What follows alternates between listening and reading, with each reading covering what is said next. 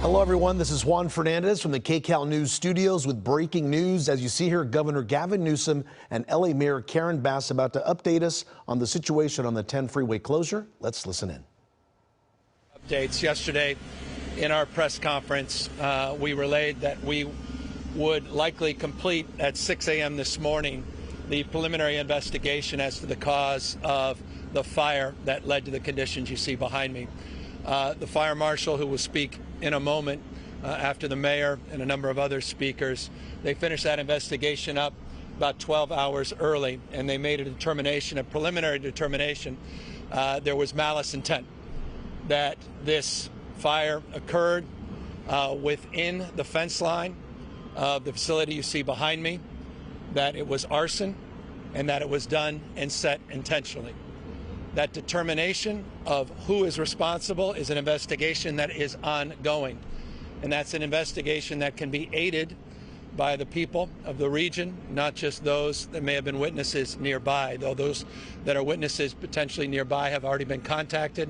We have some preliminary tips as it relates to the prospects of determining precisely whom this individual or individuals may be. But we encourage the public more broadly to call a confidential line, 1-800-468-4408, 1-800-468-4408. If you have any tips, any information confidentially that can lead to the determination of exactly who is responsible. Arson appears to be the likely ignition for this fire. That ignition was determined with precision by the fire marshal, CAL FIRE, and their teams, and it allowed us to turn this site back over earlier than anticipated to Caltrans to continue the work on the structural analysis. Number two, the structural analysis is ongoing. The core samples we referenced yesterday, the original core samples, have determined on the basis of the preliminary sampling that the structural integrity of the deck appears to be much stronger than originally assessed.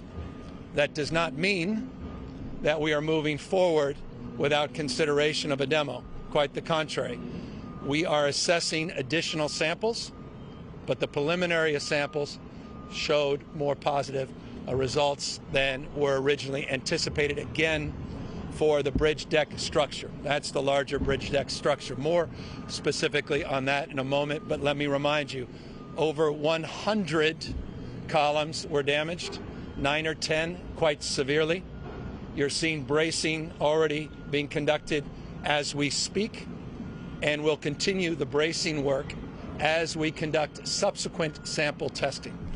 That subsequent sample testing should be back first thing tomorrow morning, and will allow us to make a subsequent announcement of whether or not we're tearing this down and replacing it, or we're continuing the retrofit and repairs and the bracing. It goes without saying that the bracing work would allow us to open up this structure much sooner than a complete demo and repair. Invariably and inevitably, you're going to ask, well, how quickly can that work be done? We're assessing both and. We are working in parallel. We've identified contractors. Those contractors, many of them are actually working on site as we speak, and contracts. We're looking at incentives that were part of the protocols of the Northridge quake as it relates to how we structure those contracts. And we are in a parallel path looking at both repair and looking at the prospects of replace. Once those samples come back, again, by first thing tomorrow morning, we will make that determination, but we don't want to lose an hour in moving forward with whatever outcome is the most appropriate. And remember, that outcome will be determined on one basis, on one principle. That's safety, not just speed. Safety, not just speed. The worst thing we can do is make bad short-term decisions that will profound and consequential life safety decisions in the medium and long term. So the good news is preliminary samples looked more positive than we anticipated. Moving forward with the structural integrity underneath and we'll continue to to look at the prospects of a complete demo and replacement until we determine on the basis of the last samples that will be coming in that may not be necessary. As it relates to yesterday's press conference, we made it clear that we would provide more information about the lessee. Apex Development, Inc. is the owner, or rather the corpus of the lessee. It's the entity that holds the lease to the property you see behind me. As I mentioned yesterday, we assigned an unlawful detainer in September of just a few months ago, and we are heading to court. In January, the court date may be pushed to early February, but January, February is the court date. This guy and this organization, however the members of that particular corporation have been bad actors. We've been in a litigious posture for some time. They stopped paying their rent. They're out of compliance. And as was stated yesterday, and we can stay with more clarity and conviction today, they have been subleasing this site to at least 5, maybe as many as 6 tenants without authorization from Caltrans, without authorization from our federal partners. And I'll remind you that authorization legally is required from both the state and federal partners. There is a review committee that includes the state fire marshal. Questions that were asked yesterday as it relates to the oversight of what is stored and what is allowable to be stored. That goes through a review process and determination, and the federal partners ultimately sign off. We had our federal partners on site earlier this morning. Administrator Batt was here from the Federal Highway Administration. We thank them for moving quickly. We're doing the preliminary assessment. It has to reach a threshold of about $25 million before we can draw down federal support and federal aid. While that's important, it's not necessary for the preliminary work. On the basis of the state of emergency that we advanced, and on the basis of the director of Caltrans' ability to order through an emergency fund and draw down money, that allows for the work you're seeing on site 24/7, 7 days a week, rain or shine, atmospheric river or sprinkles, doesn't matter. We'll continue to move as quickly as it can, safety first and timeliness second, with all the creativity that is required of this moment and the recognition of best practices that we have experienced across this country, and of course with our own experience on contracting and own experience on incentivizing the speed and security and safety that is required on the basis of what happened here in Northridge. Our teams, legal teams, have been working overtime, including assessing what other leases Apex Development, Inc. may be holding. A preliminary analysis determined they have 4 additional leases in and around the area, 5 total. We're assessing whether or not they're in compliance of those leases. Likely not, on the basis of the issues that we've had for years and years on this site that has led to litigation and unlawful detainer and is moving us into court. It's a Calabasas-based company. Beyond that, I don't want to get into any more details as it relates to the lawsuits and the litigation, but as I assured you yesterday, as more information is appropriately brought to my attention, I'll appropriately share it with you in real time.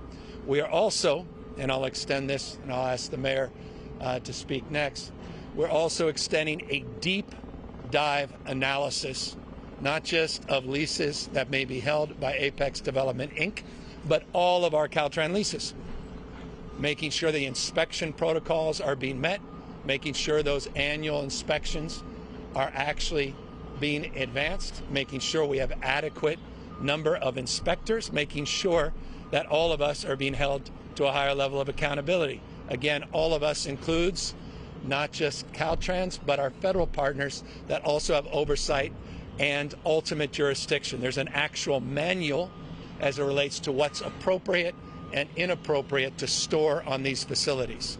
What was legally afforded this lessee, and recall, they have an unlawful detainer for a reason, was the storage, open storage, broadly defined, of non-flammable materials, non-explosive materials, and vehicles, operating vehicles.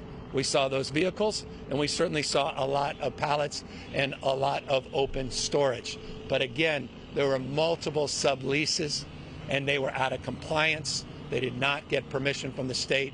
Again, part of the unlawful detainer and the reason we are going to court in January and February. But across the board, we're looking at all of these other airspace leases, and you can imagine they're plentiful. You asked yesterday, where does the money go? It goes to public transit. All the money that comes in goes to public transit accounts, goes back into the communities being served. So it's an important source of revenue for those that want to disband the practice fully. That also has to be considered. But obviously the magnitude of this crisis suggests a sober review and reflective review of the lease terms, our relationship to the federal highway and the current manual that is a national framework of best practices in this space. This is not unique to California. This exists across this country and, of course, around the rest of the globe. Number 3 or 4, it is important, the mayor will reinforce this, that we continue to do the work to clean up encampments in and around these locations for no other reason than the human toll and the human cost. I'll let the mayor speak more about that.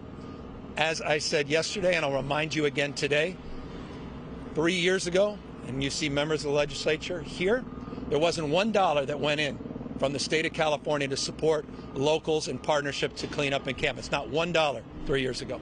We did a $50 million pilot program. It was oversubscribed, and working in partnership with the legislature, $750 million has been set aside for encampment resolution grants. I referenced yesterday 3,200. I was wrong.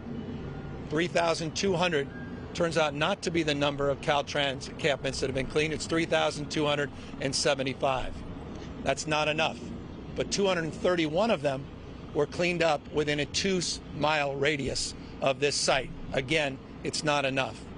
But the reason we were out here in August of last year, literally right on this site cleaning up, was we recognize this is a hot spot and we have more work to do in that space. We recognize that responsibility, and we recognize the clarity of this moment to continue to prioritize, even if this turns out to be arson as it's suggested to be and not an accident associated with any encampment. That does not obviate the concerns around subsequent fires and general issues of life and safety associated with encampments throughout Los Angeles and throughout the state of California. So that's the broad strokes overview. We've set up a command center 24/7. We'll be setting up websites for more transparency in this space. In the Q&A, you'll invariably ask me, and I'll be happy to answer timelines. But until then, let me invite up the most important person up here with respect to myself and others, and that's your mayor, who's been doing an outstanding job starting at 6 a.m. this morning as people were waking up to make sure that we're addressing the immediacy of concern, and that's logistics, traffic, and challenges that all Angelenos are facing in real time. With that, it's my honor, our great partner, Mayor Bass. Thank you. Good afternoon, everyone. Let me first and foremost thank the governor. The governor and his team have been with us side by side. We have been joined together through this crisis, and I know and I have full confidence with his leadership and the support of our state legislators who are here, Senator Maria Elena Durazo, Assemblymember Joan Sawyer, and in a minute I'll introduce our supervisor, that we are joined at the hip and we will make sure that we get through this crisis. As Angelenos, we have been through crises before. Just a couple of months ago, we were here preparing for what we thought was going to be a hurricane. What happened was our city came together united. And if any other time we need to be united, it is right now. We need to make sure that as Angelenos, we never, ever turn on each other. So I want to reiterate what the governor said. We know that the origin of this is arson. We do not know other information. There is no reason to assume that the origin of this fire or the reason this fire happened was because there were unhoused individuals nearby. I want you to know that we are working urgently to address this crisis. On Saturday, we activated our Emergency Operations Center to coordinate a response. I've been in touch with our federal and, of course, our state partners. I want you to know that the White House, Secretary Buttigieg called immediately. As the governor said, the Federal Highway Administration was here. The administration has made it clear that they are ready to do whatever is necessary to get Los Angeles whole again. We're making sure that Angelenos are informed. Last night, we sent a wireless emergency alert to ensure that all Angelenos would be able to plan ahead and mitigate risk on their commutes. Over 300,000 people travel through this freeway every single day.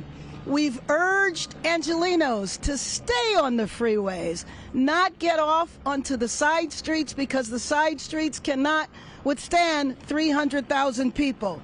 To pay attention to your apps, whether it's Google Alert or Waze, to pay attention because we are giving that information to those apps. We're also posting on Nextdoor, but to reach communities directly. But you can also visit emergency at emergency.lacity.gov. Losing this stretch of the 10 freeway will take time and money from people's lives and businesses. For commuters, we're still exploring ways to open up faster and more effective routes of communication. We would also encourage people to take Metro. Metro has increased the number of trains and buses available and have alternative routes for you to take. Whether you are talking about traveling to and from work or your child care plans and the flow of goods of commerce, we know that this will disrupt the lives of Angelenos, but we will not settle for anything other than a rebuilding or repairing plan that prioritizes safety and gets our freeways up and running. So we're taking a three-prong approach. Number one, ensuring that we are coordinating a comprehensive plan from the city's traffic center and our emergency operations center to address the traffic impacts of this closure with our local, state, and federal partners. Number two, we're getting the 10 freeway up and running as fast as possible and bringing accountability to that effort. And finally, providing updated and detailed information to ensure that our communities and commuters are well informed every step of the way. I assure you that we will not stop until the job is done. To Angelenos, the most important thing you can do is stay informed about the commutes. Unless you have to enter downtown, stay on the freeways. If it is possible, telecommute. We all learned during the pandemic we don't have to be in the workplace every day. If you have to go onto surface streets, make sure you visit, again, emergency.lacity.gov to be aware of the surface street routes that we have established to move traffic in the best way. Again, Angelenos, in this time of crisis, in this time of emergency, we need to pull together. Being stuck in traffic is something that makes Angelenos angry. We will do everything we can and work 24 hours a day until we settle this. But this is a time to turn toward each other, not against each other. Whether you are housed or whether you are unhoused, we can do this. We have been here before, and I know that we will be able to get past this, and we will get past this united. Let me now bring up the supervisor from this area, Supervisor Hilda Solis. Thank you, Mayor Bass, and thank you to our governor and to the elected officials, and especially to our public safety and firefighters that were really the ones that we need to consider because they put their lives out there every single day, and this was no different. I happen to represent this area, but I am working in partnership, arm in arm, hand in hand, mano a mano, with the governor, with the city, with our mayor, and also with our elected officials here. I want to say that earlier today, I also had a tour of this predicament and found that it was very disturbing to see the magnitude and the destruction that is now facing the residents of LA County. And I'm not just talking about the city, but I'm talking about the region, because in totality, we're talking about a major major artery that you have different freeways conversing here. You have people traveling as far as other counties, San Bernardino, Riverside, and people coming in from Lancaster. Many were not aware of what was taking place over the weekend. So I know that staff did everything they could in their power to help to mitigate and to try to control the congestion. I would ask that we continue to tell our residents to have patience, paciencia. We need to have patience because people want to get places very quickly, but we have to be very mindful of what is happening here. A big transformative project that will be undertaken in the most, I think, important and with safety as a #1 priority, as our governor said. It isn't just about building something that's going to run. It's going to be building something that's going to last, that's going to provide protection, and to make those corrections in the state, the legislature, the county, and the city to see that we don't see these kinds of circumstances occurring. We are also a tenant of Caltrans. The county is. We also lease properties under freeways and areas. We want to do the right thing and make sure that places are safe and that we are attentive to that. This coming week, we'll be putting forward a motion at the Board of Supervisors to ask for all of the tools necessary so that we are also focusing hand in hand with the city and the state and legislature to see what more we can do. Briefly, I just want to say a few words, if I might, in Spanish, for those that may be interested, because the area, if you think about it, is heavily populated by Spanish speakers. You have people coming in and out of this area 24 hours, 7 days a week, and it hasn't stopped. Not necessarily, because people need to get to work, and many still need to understand the consequences of that. So primero quiero dar las gracias y agradecer al gobernador Gavin Newsom y la alcaldesa Bass para su liderazgo que han dado en este incidente. Abrir el autopista 10 es nuestra prioridad. Me anima que el presidente Biden ha enviado a Shalon Batt, administrador de la Administración Federal de Carreteras, a Los Ángeles hoy para transmitir el apoyo del gobierno federal para reabrir la autopista. And you've been listening to a news conference about the I-10 Freeway and the shutdown. The preliminary investigation does show that it appears to be arson. This fire happened inside the fence line. We were hearing that at least 100 of the columns have been damaged, with 9 to 10 of them being severely damaged. We're also still waiting for word on whether or not this area can be repaired or if it needs to be demolished and replaced. We will be following this throughout the afternoon, and we will have much more for you in just minutes on KCAL News at 4 o'clock.